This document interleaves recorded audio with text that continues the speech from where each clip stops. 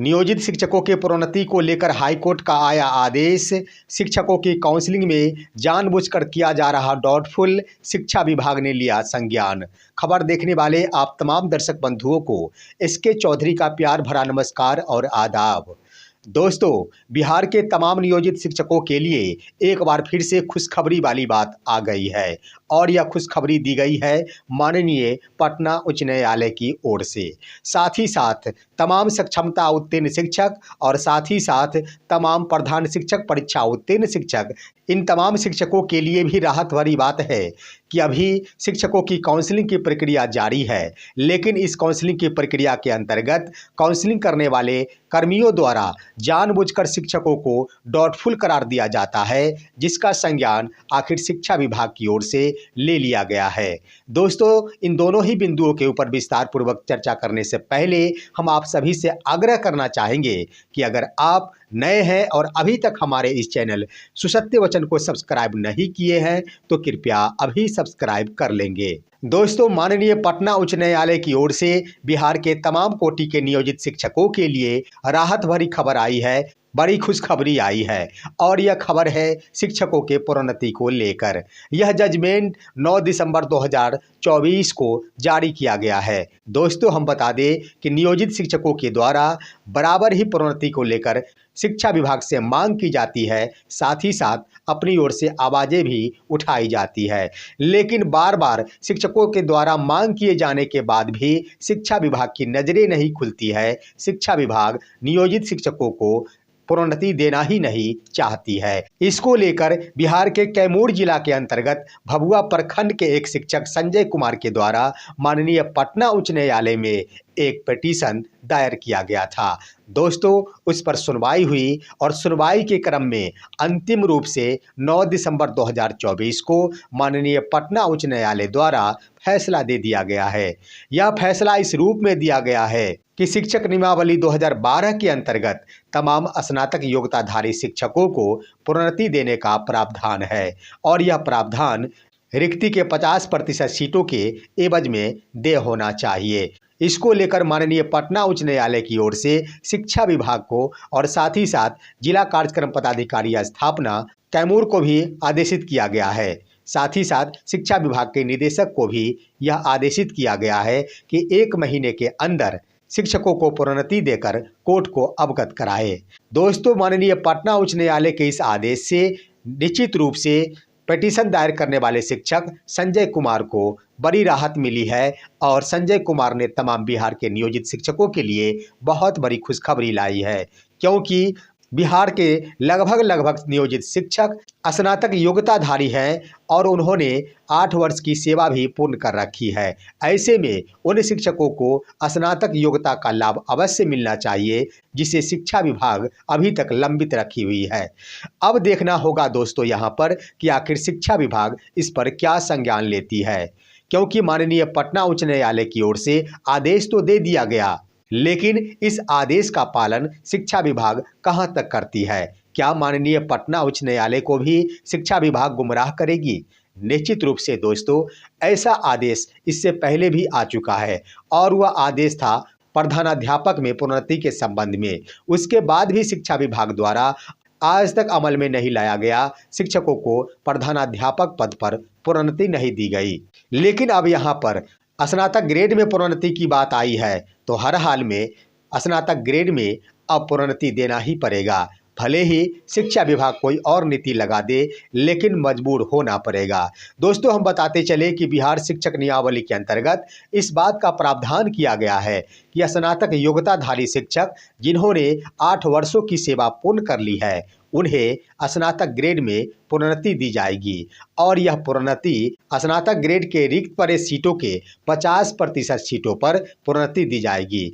यानी इसका अर्थ हो गया कि जितने भी शिक्षा विभाग के अंतर्गत स्नातक ग्रेड के लिए रिक्ति होगी, उसका 50% पर पूर्व से कार्यरत नियोजित शिक्षकों को ही प्रोन्नति दिया जाएगा और शेष बचे 50% सीटों पर ही नई नियुक्ति की जाएगी।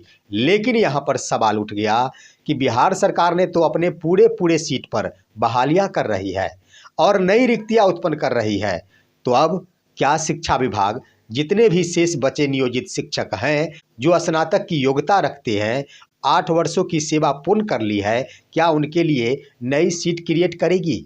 ये भी एक सवाल खड़ा करता है, क्योंकि एक तरफ बीपीएससी टीआरई 1 के तहत बहाली हो गई, बीपीएससी टीआरई 2 के तहत बहाली हो गई, अब तो बीपीएससी टीआरई 3 के अंतर्गत भी बहाली होने वाली है।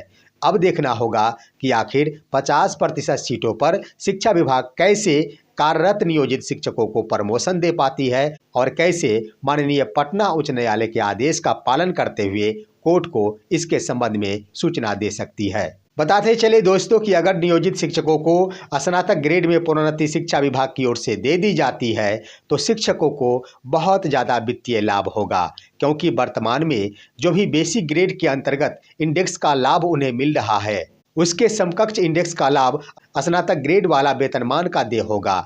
ऐसे में शिक्षकों के सैलरी में एक बहुत बड़ा इजाफा हो सकता है। यहाँ तक कि मेरा मानना है कि कम से कम 4 से 5 हज़ार प्रति महीने वेतन में बढ़ोतरी हो सकती है। लेकिन जब तक शिक्षा विभाग माननीय पटना उच्च न्यायालय के ऑर्डर पर अमल नहीं करती है, शिक्षकों को प्रोन्नति नहीं देती है, तब तक इस पर कुछ भी कहा जाना अनुचित साबित होगा, क्योंकि शिक्षा विभाग की यह नियति बन चुकी है कि ना तो वो शिक्षकों की बात मानती, ना तो वो राजनेताओं की बात मानती और ना ही कोर्ट की बात मानती है। आखिर बात किसकी मानेंगी, ये तो शिक्षा विभाग ही जानती होगी। उधर दोस्तों शिक्षा विभाग के बड़ी दिनों के बाद आखिर आंखें खुली है और वह मामला है काउंसलिंग से संबंधित, जहां एक तरफ सक्षमता 1 के शिक्षकों की काउंसलिंग की प्रक्रिया संपन्न हो गई, सक्षमता 2 के सफल अभ्यर्थियों के भी काउंसलिंग की प्रक्रिया शुरू होने वाली है और सबसे बड़ी बात कि वर्तमान में प्रधान शिक्षक और प्रधानाध्यापकों की काउंसलिंग की प्रक्रिया जारी है। इसके अंतर्गत यह देखने को मिला है और जब शिक्षकों ने इसके लिए शिकायत दर्ज कराई है तब इस पर संज्ञान आखिरी तौर पर शिक्षा विभाग ने ली है और जिला शिक्षा कार्यालय मधुबनी की ओर से इस पर संज्ञान लिया गया है। यह मामला है कि शिक्षकों के काउंसलिंग के क्रम में जानबूझकर डाटा ऑपरेटर और प्रखंड परियोजना प्रबंधक के द्वारा डॉटफुल करार दे दिया जाता है और इसके एवज में हजारों रुपए की मांग की जाती है। जिन अभ्यर्थियों द्वारा पैसा दे दिया जाता है उनके डॉटफुल को समाप्त कर दिया जाता है और उसी वक्त सक्सेसफुल का प्रमाण पत्र भी दे दिया जाता है। जिनके द्वारा पैसा नहीं दिया जाता है उन्हें डॉटफुल ही रहने दिया जाता है। यह मामला उस समय प्रकाश में आया जब मधुबनी जिले के कुछ शिक्षकों ने अपना काउंसलिंग कराने के लिए पहुंचे थे। उस वक्त काउंसलिंग करने वाले कर्मी के द्वारा उक्त शिक्षक का इंटर का प्रमाण पत्र जांच किया गया। जांच के क्रम में उन्होंने बताया कि आपका इंटर का प्रमाण पत्र स्पष्ट नहीं दिखता है, इसलिए यह डॉटफुल करार दिया जाता है। उक्त शिक्षक के द्वारा जिला शिक्षा पदाधिकारी मधुबनी से शिकायत की गई। जब मधुबनी जिला शिक्षा पदाधिकारी ने इसकी जांच की तो वास्तव में शिकायत करने वाले शिक्षकों के इंटर का प्रमाण पत्र बिल्कुल सही थे और स्पष्ट दिखाई दे रहे थे।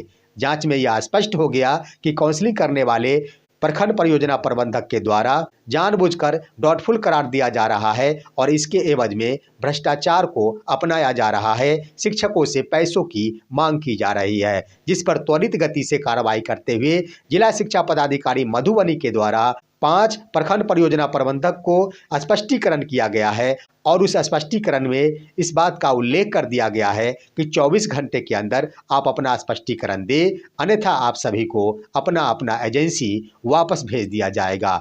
दोस्तों हम बता दें कि जो भी प्रखंड परियोजना प्रबंधक हैं उन सभी की बहाली एजेंसी के माध्यम से हुई है और अभी बिहार के तमाम प्रखंड संसाधन केंद्र के अंतर्गत वो जमे हुए हैं और शिक्षकों को रौब भी दिखाते हैं। बार बार उनके द्वारा भ्रष्टाचार का पालन किया जाता है, भ्रष्टाचार में उनकी संलिप्तता पाई जाती है, लेकिन शिक्षा विभाग द्वारा उसे संज्ञान में नहीं लिया जाता है।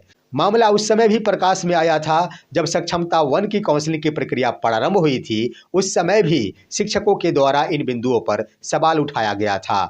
हमने भी अपने खबर के माध्यम से विस्तार पूर्वक काउंसलिंग करने वाले कर्मियों का वीडियो जारी किया था कि उनके द्वारा काउंसलिंग की प्रक्रिया में अनियमितताएं बढ़ती जा रही है और जानबूझकर डॉटफुल करार दिया जा रहा है, लेकिन शिक्षा विभाग और सरकार के द्वारा इस पर कोई संज्ञान नहीं लिया गया था, जिसका नतीजा है दोस्तों कि जानबूझकर उन्होंने काउंसलिंग को डॉटफुल कर दिया था, जिसका नतीजा हुआ 48,000 से अधिक सक्षमता 1 के शिक्षक डॉटफुल के रडार में आ गए और उन सभी को दोबारा काउंसलिंग कराना पड़ा।